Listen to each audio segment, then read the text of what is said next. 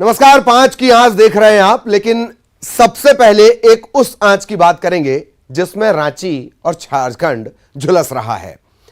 झारखंड के सियासी संकट का बड़ा अपडेट आपको दे दें। विधायकों को रांची से रायपुर शिफ्ट किया जा रहा है। झारखंड में सियासी संकट के तौर पर इसे देखा जा रहा है। झारखंड से रायपुर आ रहे हैं विधायक, रांची टू रायपुर विधायक आ रहे हैं। बड़ी संख्या में सुरक्षाकर्मी एयरपोर्ट पर तैनात है। रायपुर एयरपोर्ट पर बैरिकेडिंग कर दी गई है। नया रायपुर का मेफेयर रिसोर्ट है, यहीं पर विधायक ठहरेंगे। बसों से रिसोर्ट में लाए जाएंगे। विधायकों के आने के चलते बैरिकेडिंग की गई है। झारखंड से रायपुर, रांची से रायपुर विधायकों की शिफ्टिंग हो रही है। सबसे पहले न्यूज 18 मध्य प्रदेश छत्तीसगढ़ आपको ये तस्वीरें दिखा रहा है। हेमंत सोरेन की अगुवाई में सभी सीएम हाउस से निकलकर रांची एयरपोर्ट पहुंचे। सामान पहले ही पहुंचा दिया गया था। सामान की संख्या को देखकर अंदाजा लगा लीजिए कि इस बार पॉलिटिकल पिकनिक थोड़ी लंबी चलने वाली है। रायपुर एयरपोर्ट पर पूरी बैरिकेडिंग कर दी गई है और यहां से फिर सीधे ले जाए जाएंगे नया रायपुर के मेफेयर रिसोर्ट में।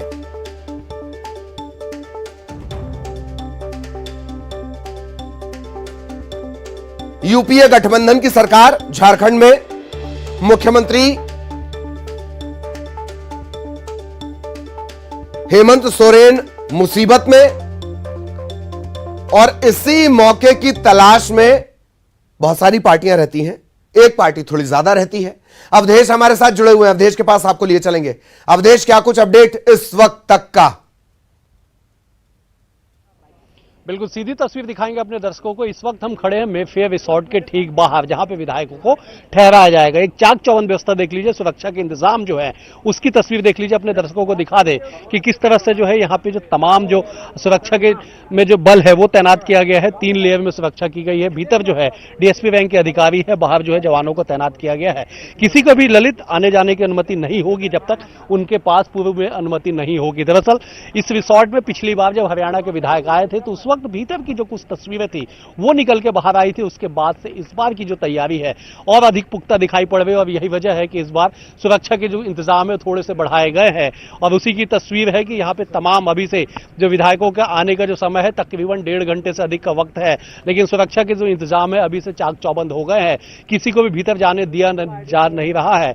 और ये तस्वीर बताने के लिए काफी है कि इस बार जो तैयारी की गई है, इस बार जो तैनाती की जा रही है वो और अधिक होगी पिछले बार की तुलना में। और यही वजह है कि मेफेयर रिसोर्ट के बाहर इस वक्त इस तरह की तस्वीरें जो है वो दिखाई पड़ रही है। ललित, बिल्कुल बिल्कुल अवधेश, लगातार आप नजरें बनाए रखें। आगे भी आपके जरिए अपडेट हम अपने दर्शकों तक पहुंचाएंगे। लेकिन एक और महत्वपूर्ण खबर का रुख करेंगे। छत्तीसगढ़ में 22 अगस्त से शुरू हुई सरकारी कर्मचारियों की हड़ताल लगातार जारी है। सरकार सख्ती के मूड में भी नजर आती है। हालांकि हर कदम बहुत सोच समझकर उठाया जा रहा है। सोमवार को सामान्य प्रशासन विभाग ने एक आदेश जारी किया। आंदोलन में शामिल कर्मचारियों का वेतन काटने की बात कही। फिर आदेश में बदलाव किया गया। नए आदेश के मुताबिक अगर कर्मचारी 2 सितंबर तक भी काम पर लौट आते हैं तो वेतन नहीं काटा जाएगा। अब सवाल यह है, कहीं ये ऑफर की शक्ल में अल्टीमेटम तो नहीं?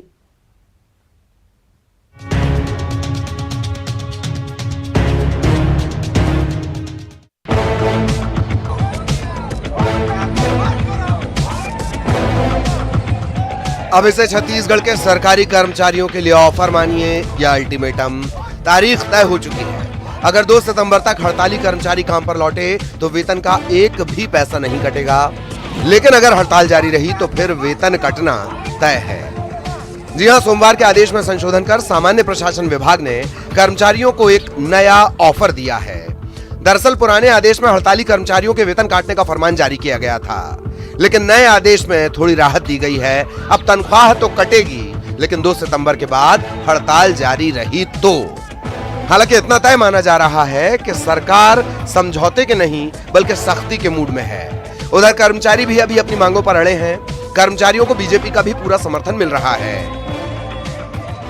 मुख्यमंत्री भूपेश बघेल जी 1958 में डीए व्यवस्था लागू हुई थी, तब से लेकर आज तक इतने दशकों में भी डीए जैसे मूलभूत चीज, बेसिक जरूरत जो महंगाई के आधार पर दी जाती है, उसको लेकर इतना लंबा आंदोलन कभी आज तक नहीं चला था। आज आपके खराब नीतियों के कारण प्रदेश की न्याय व्यवस्था भी ठप है, क्योंकि न्यायपालिका से संबंधित कर्मचारियों को भी आपके नीतियों के कारण हड़ताल पर जाने के लिए विवश होना पड़ा है। और आपको कोई गंभीरता ही नहीं है। यह अत्यंत दुर्भाग्यजनक है। देखिए, इसके पहले जब कर्मचारी संघ के लोग हड़ताल में गए थे तो सरकार ने उनसे चर्चा किया, कुछ संघ के लोग आए, उनकी सहमति बनी, उसके बाद 6% DA बढ़ाया गया। लेकिन दूसरे गुट के लोग फिर से हड़ताल में जाने की बात करके फिर से हड़ताल किया गया, जिसके कारण दिक्कतें आई। निश्चित तौर पर जो कार्रवाई की जा रही है वह एक सामान्य प्रशासनिक कार्रवाई है और व्यवस्था को बनाए रखने के लिए आवश्यक है कि इस प्रकार की कार्रवाई की जाए। भारतीय जनता पार्टी को इस मामले में बोलने का कोई नैतिक अधिकार नहीं है। 2006 में भारतीय जनता पार्टी के समय ही कानून बना था। छत्तीसगढ़ में पिछले 9 दिनों से सरकारी दफ्तरों में कामकाज बुरी तरह से प्रभावित हो रहा है। राज्य के करीब 5 लाख कर्मचारी हड़ताल पर हैं। सोमवार को कर्मचारियों और फेडरेशन के प्रतिनिधियों के बीच बैठक हुई, लेकिन इसमें 34% महंगाई भत्ते की डिमांड पर बात नहीं बनी। फेडरेशन अपनी 2 सूत्रीय प्रमुख मांगों के लिए हड़ताल पर है। केंद्र के समान छत्तीसगढ़ के कर्मचारियों और अधिकारियों को 34% महंगाई भत्ता और 7वें वेतनमान के अनुसार मकान भाड़ा भत्ता चाहिए। जी, हम लोग सर, हमारी विशेष 2 मांगे हैं।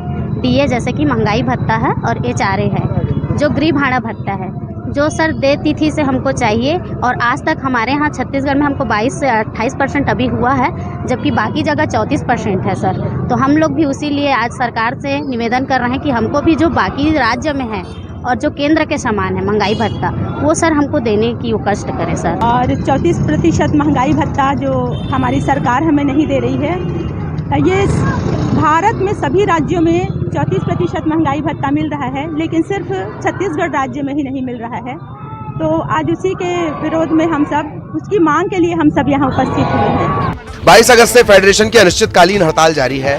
फेडरेशन ने दावा किया है कि राज्य के सभी जिला और ब्लॉक तहसील मुख्यालय में कर्मचारी हड़ताल पर हैं। हड़ताल में न्यायिक कर्मचारी संघ और प्रदेश के तहसीलदार, नायब तहसीलदार के शामिल होने की वजह से राजस्व विभाग और अदालतों का काम भी प्रभावित हो रहा है। अब देखना यह है कि सरकार के अल्टीमेटम के बाद क्या हड़ताल पर कर्मचारियों का रुख कमजोर पड़ता है। Bureau report, news 18 Raipur. और इन तिथियों के बीच गणेश चतुर्थी भी है, यानी बुद्धि और विवेक के देवता। बहरहाल बेहद खास मेहमान हमारे साथ जुड़े हुए हैं। नितिन भंसाली साहब, कांग्रेस प्रवक्ता, वो हमारे साथ जुड़े हुए हैं। नरेश चंद्र गुप्ता साहब, भाजपा नेता, वो हमारे साथ जुड़े हुए हैं। चंद्रशेखर तिवारी, आप प्रांतीय प्रवक्ता हैं कर्मचारी अधिकारी फेडरेशन के। आप तीनों का सर बहुत बहुत स्वागत है। और सबसे पहले तिवारी साहब, चंद्रशेखर तिवारी साहब, आपके पास मैं आ रहा हूं। 2 सितंबर का वक्त दिया गया और ये बताया जा रहा है कि देखिए, हमने तो थोड़ी रियायत दे दी कि भाई आप इस टाइम तक आ जाओ वरना वेतन कटेगा। जी तिवारी साहब।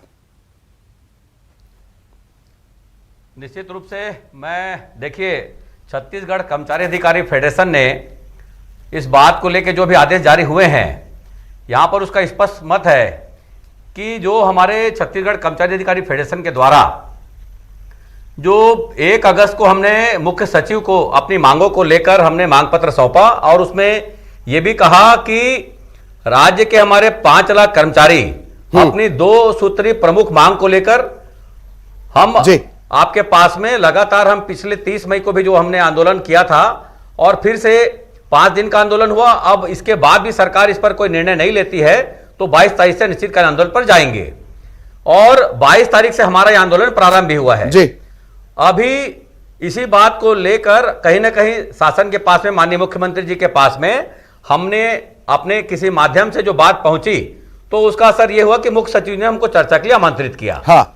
और चर्चा के साथ में तमाम बिंदुओं पर चर्चा भी हुई और चर्चा होने के बाद हम लौटे ही हैं कि फिर एक आदेश प्रसारित हुआ तो तत्काल हमने फिर उसका प्रोटेस्ट भी किया कि जब चर्चा वार्ता का दौर शुरू हुआ है तो फिर ये आदेश की आवश्यकता कैसे।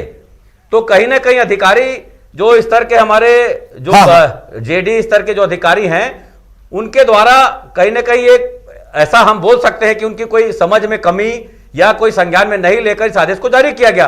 हमने उसका प्रोटेस्ट किया। तो अभी जो फिर से जो आदेश आज 30 तारीख को जो जारी हुए हैं, ये उसका नतीजा है कि हम जब प्रोटेस्ट किए कि जब हम बातचीत का दौर जब शुरू हुआ तो फिर इस आदेश की आवश्यकता क्यों। बिल्कुल।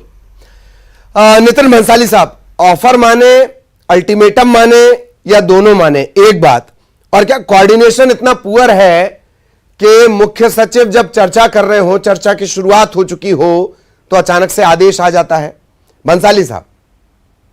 देखिए, इस सरकार ने शुरू से कर्मचारियों का हित ही सोचा है, चाहे वो जनता का हित हो, किसानों का हित हो, प्रदेश के युवाओं का हित हो। इसी प्रकार कर्मचारियों का भी हित हमने हमेशा सोचा है। सरकार ने इसके पहले भी 5% डीए बढ़ाया, अभी भी इनकी मांग पर 6% डीए बढ़ाया, और ये 6% जो डीए बढ़ा, देखिए बहुत सारी चीजों को प्रीति देखना होता है। अर्थव्यवस्था के हिसाब से जो चीजें बेटर होती है वो की जाती है जी। और इन कर्मचारी संगठनों से चर्चा भी की गई थी। कहीं न कहीं कर्मचारी संगठनों में भी इस बारे में फूट है। बहुत से कर्मचारी जो है, काफी कर्मचारी काम पर लौट चुके हैं और कुछ कर्मचारियों ने काम पर लौटने की इच्छा भी जाहिर की है। तो इस संबंध में भी निर्देश दिए गए हैं सारे विभाग अध्यक्षों को, कलेक्टरों को, आयुक्तों को, कि जो कर्मचारी काम ज्वाइन करना चाह रहे हैं, ऑफिस ज्वाइन करना चाह रहे हैं, उन्हें सुरक्षा प्रदान की जाए और ऑफिस ज्वाइन करने दिया जाए। देखिए, ये 6% डीए बढ़ा है, उसके बाद ये बिल्कुल एक हठधर्मिता जैसा दिख रहा है जी। सरकार। भंसाली साहब, आप कह रहे हैं कर्मचारी हितों में आप काम करते हैं, एक तरफ आप कर्मचारी हितों में काम करने की बात कर रहे हैं, तो वो कौन अधिकारी हैं जो इस तरह का आदेश निकाल देते हैं कि या तो काम पर लौटो वरना तनख्वाह कट जाएगी? देखिए, जो आदेश निकला, उस आदेश के बाद एक दूसरा आदेश भी निकला, तो उन चीजों को देखिए। वो चीजें मतलब पहला आदेश गलत था, एक गलती हुई। देखिए, मैं बोल रहा हूँ जी, मैं बोल रहा हूँ, ये जो कुछ भी करें ये सब ठीक है। वीडियो वायरल हुआ, तो उसकी भी जानकारी आपको है कि नहीं मुझे नहीं पता। उसमें तो ये तक कहा किसी कर्मचारी संघ के नेता ने कि पहले जो कर्मचारी काम पर जा रहे हैं उन्हें पीटेंगे, बाद में मुख्यमंत्री को पीटेंगे। इस तरीके की भाषा जो उपयोग कर रहे हैं उनको थोड़ा सा समझाने के लिए लड़ाई भी की जाती है, जो कि खुद अपनी राजनीति चमकाने के लिए हो सकता है कुछ लोगों को ऐसा बहकावे में ला रहे हैं। और भाजपा तो कर ही रही है ये काम लगातार। भारतीय जनता पार्टी तो कोई मुद्दा नहीं है तो कर्मचारियों के पास जाकर बैठ गई है। और ये जो आदेश जारी हुआ कि वेतन कटौती वाला, ये कोई आदेश है, ये जो निर्देश है आज के नहीं है पुनीत जी। ये 10 अप्रैल 2006 के जब तत्कालीन मुख्य सचिव आर.पी. भगई हुआ करते थे भारतीय जनता पार्टी की सरकार के, उसी समय जो आदेश जारी हुए, उन आदेशों और जो वर्तमान में जो आदेश जारी हुए उसमें उन निर्देशों पर, आदेशों का उल्लेख भी किया गया है कि 2 सितंबर तक यदि ज्वाइन नहीं करेंगे कर्मचारी अपना काम, तो उनके खिलाफ जो है उनको उनका वेतन काटा जाएगा। देखिए, सरकार ने कर्मचारियों के हित में 5 दिन की ड्यूटी की, 2 दिन छुट्टी दिया, 2 दिन अवकाश दिया। अभी हाल ही में फेस्टिवल एडवांस का जो वो प्रावधान रहता है कर्मचारियों को, जो 8,000 था वो 10,000 किया। और निरंतर जो है अर्थव्यवस्था और सारी चीजों को देखकर, देखिए प्रदेश में और भी चीजों को देखना है, हेल्थ है, इंफ्रास्ट्रक्चर है, विकास है, सारी चीजों को हमको ध्यान देना है, प्रदेश के विकास के बारे में। जी जी, तो चलिए आप थोड़ा जवाब, हाँ बंसाली साहब थोड़ा जवाब गुप्ता साहब से भी ले लेते हैं। गुप्ता साहब, आप भड़का रहे हैं, पहला आरोप। दूसरा, आप महंगाई की चिंता कर रहे हैं, बहुत अच्छी बात है, कर्मचारियों को फायदा होना भी चाहिए, पर जब भी महंगाई का जिक्र आता है ज्यादातर जिम्मेदारी केंद्र के पास है।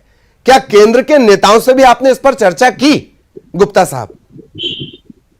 देखिए साहब, अभी तक जो बयानबाजी हो रही थी, बड़ा अच्छा बयानबाजी हो रहा था। अब इसको राजनीतिक इनपुट दिए और वीडियो वायरल की बात हुई, तो स्वास्थ्य मंत्री का एक बयान आया है, वीडियो वायरल हुआ है, जिसपे उन्होंने सरकार को आईना दिखाया है, खुद ने आईना देखा है कि सरकार की औकात में नहीं है आपको पैसे देने, और आप प्राथमिकता में भी नहीं है।